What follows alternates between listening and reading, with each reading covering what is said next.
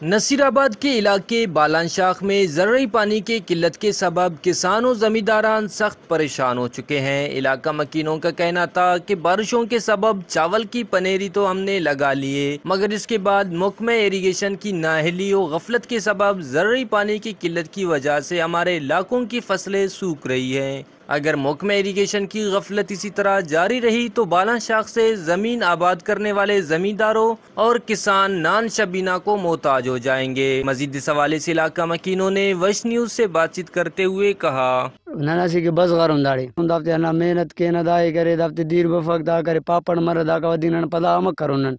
none appeal के ना government के वही ना दीर सैडा बरे ना बाला नडी दीर बिल्कुल बनेंगे डी अफक ना फसला बारेंगे डीयू दासा खोश कशेंगे डीयू दाट खर्चा करे नो भाण शागानो दाए शागानो दा कुल ना पोग मने नन बस गरो गरीबो बंदा